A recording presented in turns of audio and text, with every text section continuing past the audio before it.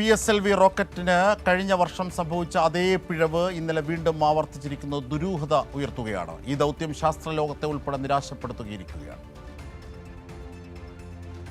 ബഹിരാകാശ ചരിത്രത്തിൽ 30 വർഷം വിജയകരമായി വിക്ഷേപണം നടത്തിയ PSLV ഇന്നലെ നടത്തിയ ദൗത്യത്തിന്റെ നിർണായക ഘട്ടത്തിലുള്ള അപാകതം മൂലം ഭ്രമണപഥത്തിൽ എത്തിക്കാൻ കഴിയാതെ പരാജയപ്പെട്ടിരിക്കുകയാണ്. ഇന്ത്യയുടെ ബഹിരാകാശ ചരിത്രത്തിലെ വിശ്വാസത്തിന്റെയും സ്ഥിരതയുടെയും പേരായിരുന്നു പോളാർ സാറ്റലൈറ്റ് ലോഞ്ച് വെഹിക്കിൾ. 1993 ആദ്യ പറക്കലിൽ പരാജയം നേരിട്ടെങ്കിലും പിന്നീട് ലോകം തന്നെ അത്ഭുതത്തോടെ നോക്കിനിന്ന തരത്തിലായിരുന്നു PSLVയുടെ വളർച്ച. ചാന്ദ്രയാൻ 1ഉം മംഗൾയാനും ഇന്ത്യയുടെ ആദ്യ ബഹിരാകാശ നിരീക്ഷണ കേന്ദ്രമായ ആസ്ട്രോസ്ട്രാറ്റും ആദിത്യ L1 ഉൾപ്പെടെ തുടർച്ചയായ വിജയങ്ങളിലൂടെ ഇന്ത്യയുടെ വർക്ക് ഹോഴ്സ് എന്ന വിശേഷണവും സ്വന്തമാക്കിയ റോക്കറ്റായിരുന്നു PSLV.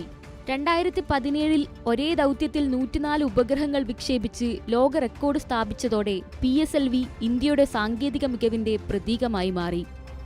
1-0 S139 motor and both strap-ons ignite. Here's the pillar of fire meets the canvas of blue. PSLV C-62 carrying the umbilical tower, a majestic lift-off.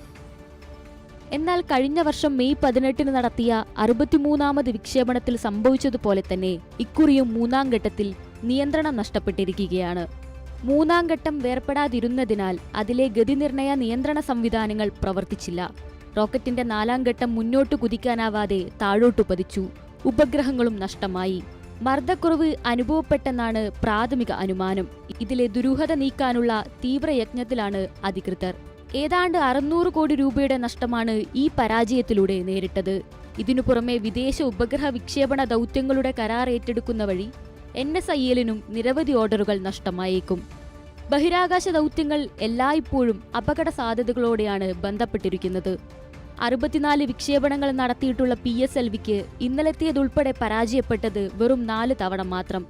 ഒരൊറ്റ ഘട്ടത്തിലെ ചെറിയ പിഴവുകൾക്ക് പോലും ദൗത്യത്തിന്റെ അന്തിമഫലം മാറ്റാൻ സാധിക്കും. ഒടുവിലത്തെ പരാജയവും അത്തരത്തിലുള്ള സാങ്കേതിക അപാകതയുടെ ഫലമായെന്നാണ് വിലയിരുത്തപ്പെടുന്നത്. News desk, Kairali news.